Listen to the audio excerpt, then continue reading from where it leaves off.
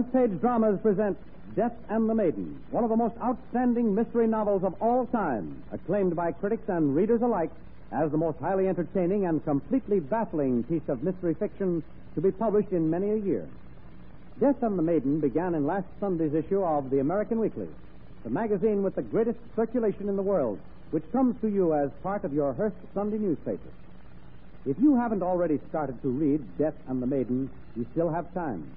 A complete resume of the opening chapters will be published in next Sunday's issue of the American Weekly, together with the second installment of Death and the Maiden. So don't delay. Order today your copy of next Sunday's issue of your Hearst Sunday newspaper with the American Weekly from your local news dealer or carrier boy. Join the millions of readers who will soon be earnestly discussing the puzzling mystery of Death and the Maiden. Now to the story. Grace Hoff, a senior at Wentworth College, was a disturbing problem to all who knew her. She has had 3 violent love affairs. First with Steve Carteret, a senior at Wentworth. Then with Dr. Hudnut, the handsome French professor who jilts her to marry Penelope Gray, the newly arrived Dean of Women. Her third love affair is with a mysterious figure who writes her a special delivery letter every day. Steve Carteret gives a birthday party at the Amber Club, inviting Grace and her roommate, Lee Lovering, and 2 sisters, Elaine and Norma Saylor. Grace Hoff hates Norma and threatens her on the night of the party. Then at the last minute, Grace refuses to attend the party, saying she has a date. She goes to the Cambridge Theater, which is across the street from the Amber Club. Then things happen. Between the acts, Grace and Dr. Hudnut have a violent quarrel. Steve Carteret mysteriously runs out on his party and disappears. When the play is over, Grace meets her roommate and introduces her to a handsome naval officer. Grace says she is not returning to the college and starts to give Lee, her roommate, 3 letters to deliver. Then changes her mind, returns the letters to her pocketbook, and after a slanderous attack on Norma Saylor, disappears into the night. Next morning, Lee hurries over to the college infirmary to tell Grace's brother, Jerry, about Grace's mysterious conduct and disappearance. In the middle of the conversation, Lee Lovering receives a phone call from the Dean of Women requesting her presence at once.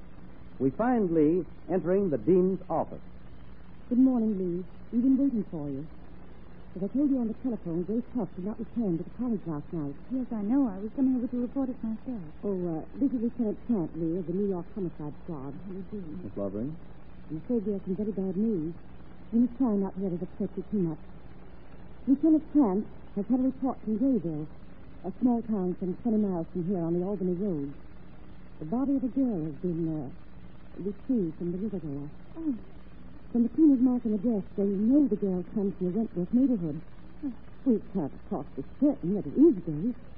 But Lieutenant Trant wants someone to go with him to Grayville to try and make an identification. As you know, apart from her brother Gerald, Grace has no immediate relatives. And Dr. Barker says it is impossible for Gerald to be moved from the infirmary at the present time. Since you were with Grace last night, since you are her roommate, her oldest friend, I'll go. But what makes you think it was Grace, Lieutenant Trant? How was your friend dressed last night? In pink.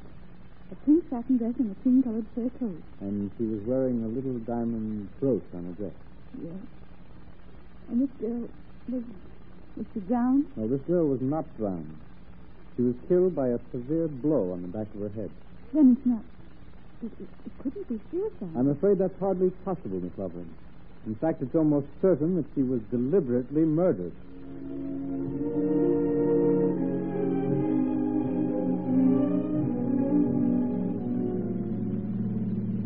Suppose, Miss Lovering, while we're driving over to Grayville, you tell me a little of the dead girl's background. You were very close to her, I understand. Yes. Our families were neighbors.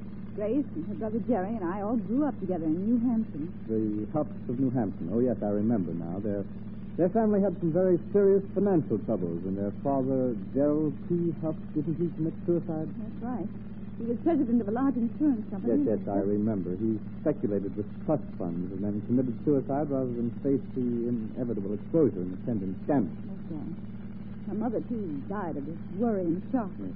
When the estate was settled, there was nothing left to Grace and Jerry except the insurance for their education and Grace's life insurance. Grace's life insurance? Yes, which they would have most certainly been obliged to surrender before the next premium became due. Oh, I see. And Grace... Well, Grace had a nervous breakdown after her father's death and missed the term at Wentworth. When she came back, she was, well, different. Well, how do you mean different? She was more interested in men than ever before, more eager for life. But it was though she realized that Mr. Lawton was desperately anxious to catch up on what she'd missed. And the men? First there was Steve Carter. He was senior. She had a sort of mild romance with him, but he was, well, the playboy type, and what happened to that romance I never found out. See. But Grace soon fell madly in love with Dr. Robert Hudnut. He's our French professor. Oh. I don't think he ever took her seriously, for he was very much interested in our Dean of English, Miss Parrish. But he finally married the Dean of Women, Miss Penelope Gray, the next day. Oh, I see. Well, it took Grace a long time to get over this affair, but she apparently did. So she began getting a flood of special delivery letters. I never knew until last night who they were from, until I met the young naval officer who was with her at the theater. He was a tall, well-built man with a mass of handsome red hair. He was only introduced to me as David, and we didn't even get a chance to speak with each other. She drove off with him after the theater. Oh, I see, yes. Well, here we are, Miss Lovering. Now, it's in that door. Oh. Bear up. It will soon be open. Oh. Howdy, Lieutenant. Didn't take you long. Got her inside here. Doctor made a thorough examination. She's got her dressed just as she was when we found her. This lady here come for the identification? Yes. This is her roommate, Miss Lovering. Howdy, Miss. She'll just go right in here. There you are, Miss. Is that her? It is Grace Huff, isn't it? Yes. But it's the wrong coat. Neither she nor anyone I know ever owned a coat like that. Thank you. You needn't say any more now. Keep it for the inquest.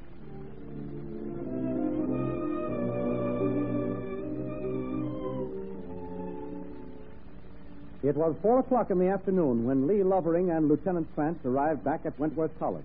They went straight to the home of the Hudnuts. Some of the members of the faculty were assembled. I'm so glad you're back, Lee, dear. I don't have to ask you about the identification. I'm afraid the girl was Grace Huff. Here, Miss Lovering, you'd better sit down. You've had a trying ordeal. Yes, Lee, dear. Do sit down and make yourself comfortable. Thanks. I have some tea ready. It'll do you good. On the way back from Grayville, Miss Lovering has been telling me about Grace Huff's movements last night. The girls went to a party at the Amber Club. She told me how they arranged a little plot to make you think they were at the theater by running across the street during the intermissions and mingling with the crowd. Miss Lovering, I believe you said you went over to the theater at the first intermission and saw Grace Huff. Was she alone? No, she wasn't alone. She was with Dr. Hudnut. They were talking about the play. I saw her again between the second and third act, and after the show was over, I met her with a young naval officer. That's when she was going to give me 3 letters to deliver for her, but changed her mind and put them back in her purse. From your infinite store of information, Miss Lovering, you couldn't tell me who those 3 letters were for. Well, I only saw the top one. It was addressed to your brother, and he got it. It was delivered at the infirmary last night. Thank you. In spite of certain discrepancies, the disappearance of the fur coat, for example, the discovery of the body so far away either from New York or Wentworth, and Grace's behavior with regard to those letters, this case looks pretty straightforward, doesn't it? Exactly. I regret more than I can say that the matter of those frequent special delivery letters was not brought to my attention. Grace was a difficult girl. I've been worried for some time. If I'd known anything of that sort had been going on, particularly if I'd known she was so secretive about it. Oh, so that's the way you see it, Mrs. Hudnut. An ardent love affair by correspondence. Probably secret meetings with this mysterious, unidentified naval officer.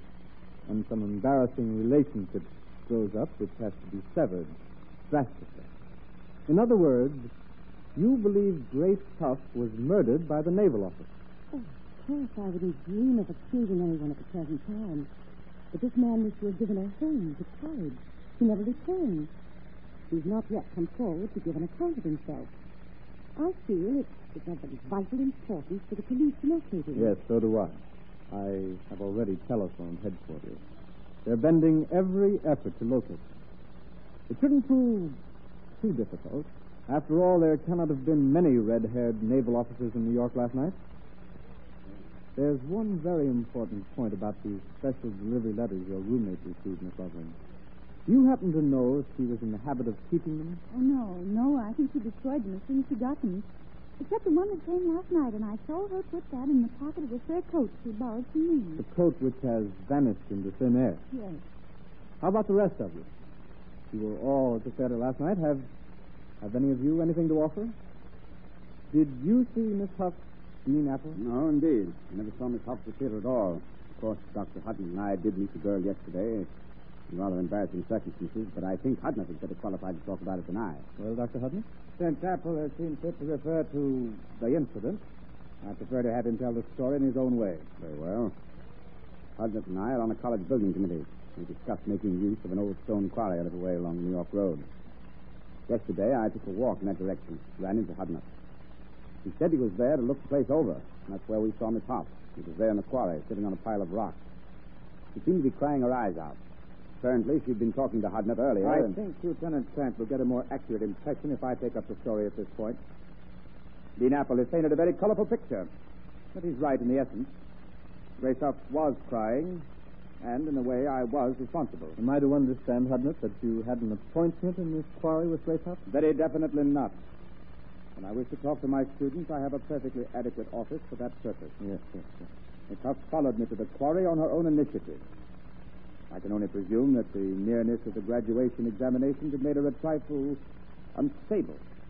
Certainly what she had to say was distinctly neurotic. She had brought with her the last two papers she had done for me, on both of which I had given her an F. Meaning failure? At one time, Grace Huff was a promising student, ready for the honors course.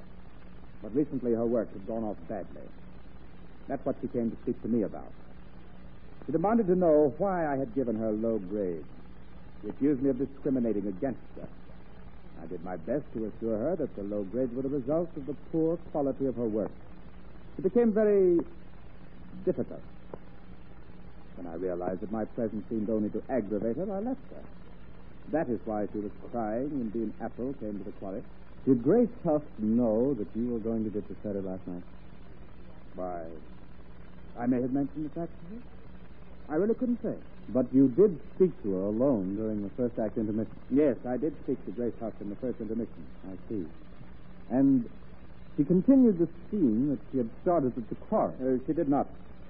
We talked of the play, the translation of a certain line. Well, just as a matter of interest, Dr. Hutton, what was the line she asked you to translate? Why, I'm afraid I don't recall. My memory for such things is not at all retentive. I think Miss Lovering overheard our conversation. Perhaps she can tell you. Well, Miss Lovering, how's your memory? Can you oblige? Me? Why, yes, I think it was a passage that went something like this. C'est venu, tout entière, à sa proie attachée. I'm afraid, Miss Lovering, you'll have to take pity on an ignorant policeman and tell me what it means in English. Well, I'm not sure, but I suppose the idea is this. Venus clinging like dim death to her quarry. Who killed Grace Huff? It's a baffling question that is never answered until the final paragraph of Death and the Maiden, the most puzzling piece of mystery fiction ever written. You'll find the second exciting installment in next week's issue of the American Weekly, the magazine with the greatest circulation in the world, which comes to you at no extra cost as part of your Hearst Sunday newspaper. Order your copy today and follow every exciting installment of Death and the Maiden every week.